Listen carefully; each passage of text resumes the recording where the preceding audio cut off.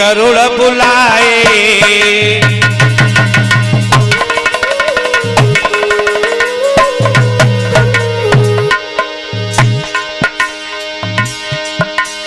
और धीरे धीरे से भाई मोहन ने वचन सुनाए।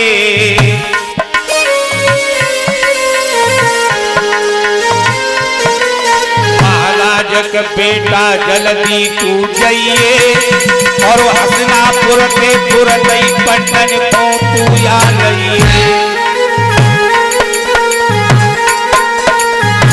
भगवान कन्हैया ने गरुड़ जी के पुत्र कश्यप के पुत्र गरुड़ जी को याद किया कि बेटा हस्तिनापुर को जाओ, तुरंत पांडवों को लेकर के आ। भैया धीरे धीरे अंबर आज तो गरुड़ तो उड़ी गए हैं, पंचो धीरे धीरे गरुड़ तो अंबर बीच में उड़ी गए हैं।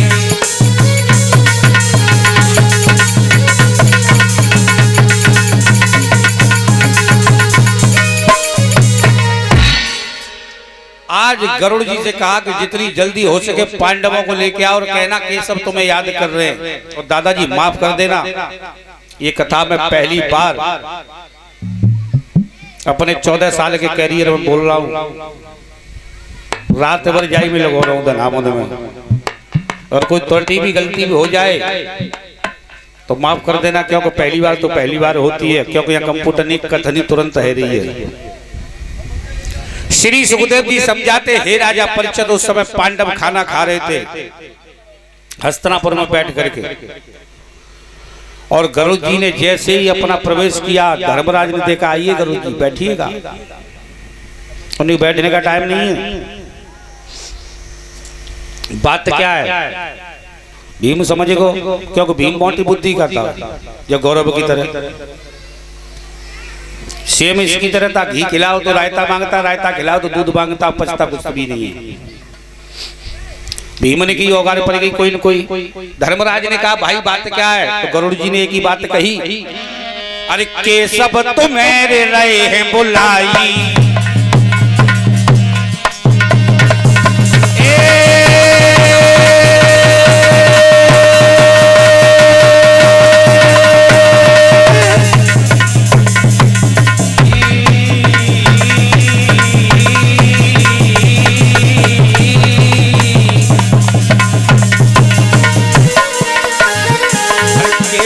मेरे रहे हैं बुलाई, जल्दी ओ पांचों तुरंत रे भाई।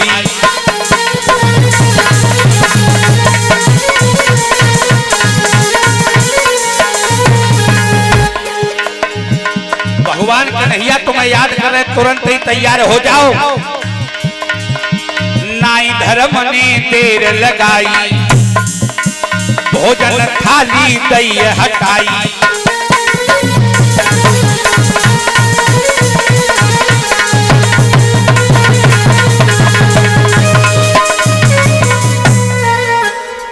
आज जो कहा तो तुरंत ही धर्मराज समझ गए कोई न कोई जरूरी काम है, और जहां भगवान का आदेश हो तो खाना किसने देखा है। अरे जिसको भगवान बुलाए पंडाल में आवाज कन्हैया आ जाए तो देखो जिते सुने के भाई आए जा 10 गुनी भीड़ जाती समझे मूड पर मूड नहीं समावे तो भगवान आएंगे। चलो आज तुरंत ही भीम ने की जी कहा होगा जाए दिया खाम खाम रोटी चौक भूख के मैं पैदी परेशान रहता। पांचों पांडव गरुड़ जी की पीठ पर बैठ जाते हैं और एक ही हवा के झोंका में कन्हैया जहां पश्चिम दिशा में बैठे हुए थे उतार दिए। धर्मराज कहने लगे कन्हैया कैसे याद किया, कोई बात नहीं भैया बैठो पहले। पांचों पांडव बैठे हुए और परीक्षित महाराज जो कोई कन्हैया ने कहा आपकी याद आ रही थी, वैसे ही हमने तो दर्शन के लिए बुलवाए लो। तो गुस्सा का हुआ ना, ये भीम में भारी गुस्सा आएगी कि कन्हैया ते हमेशा उल्टे काम रहता है। मैंने खाना तो खा लिया, पानी नहीं पिया। कन्हैया ने ये पश्चिम दिशा की तरफ एक ताल है, आप उधर चले जाओ, पानी पिया। भीम ने की अब तू अपनी बात करके नहीं धर्मराज से तुम करो, मैं पानी पी के अभी आया। क्या बात है? हे लली, लली मेरी बहन, जी जी काय को तुम कर रही है? आज जैसे ही भीम उस सरोवर की तरफ जाता है,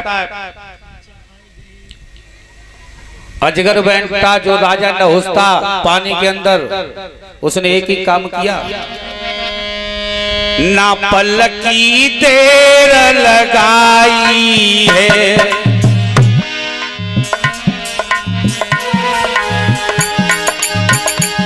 जन भीम पेट में खाई है ना।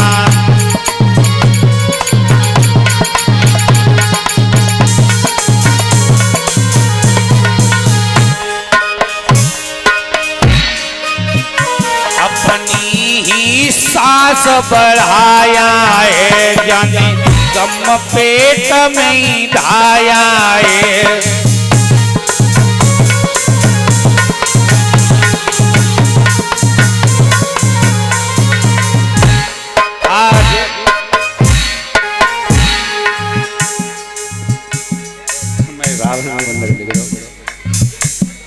भीमसेन को सांस के अंदर अजगर अंदर निगल जाता है, काफी देर होती है। अर्जुन को इशारा किया, अर्जुन भी ताल पर पहुंच जाता है, उसी पर अर्जुन को भी निकल गया। सहदेव नकुल जाते, सहदेव नकुल को भी निकल गया। अब केवल धर्मराज रह गए। धर्मराज ने की कन्हैया जी बताइए, चारों गए तो गए का भेजे गुमान सिंह के पास है, वरना तो हम जयराम सराय मिल रहे, क्यों मिली ना रहे, ढूंढ ढूंढ के परेशान होंगे। कन्हैया ने कि थोड़ी देर तुम देखे आओ, नहीं कि होंगे मैं तब तक ना भजन कर लूं। जैसे ही धर्मराज आए, धर्मराज ने आवाज लगाई तो श्री सुखदेव जी इधर राजा परीक्षित जी को कथा का श्रवण करा रहे हैं। उधर अजगर की योनि में राजा नहुष निकल करके पानी से बाहर आ जाता है, और जैसे ही धर्मराज की तरफ भागा तो धर्मराज ने एक ही काम किया, आगे बढ़कर तब धर्मराज ने अपनी चाल चलाई है। धीरे से जाके मस्तक पर और अपनी लात जमाई है।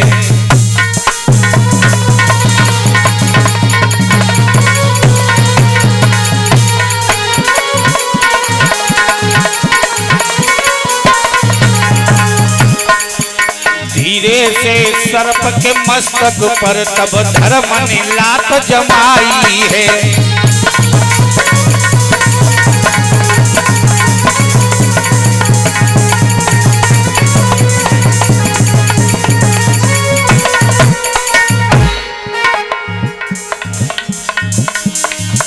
जैसे ही लात का प्रहार किया धर्मराज ने, इसकी सर्प योनि छूट जाती है। जैसे देव योनि में राजा नहुष था, वैसे ही इसकी देव योनि हो जाती है। इस प्रकार से राजा नहुष का उद्धार महाराज धर्मराज के द्वारा होता है। समय कछुनी को आए गौ है राजा, दिल में हर्षाई गौ है मेरी जाई रही कथा यगार। समय कछुनी को आए गौ है।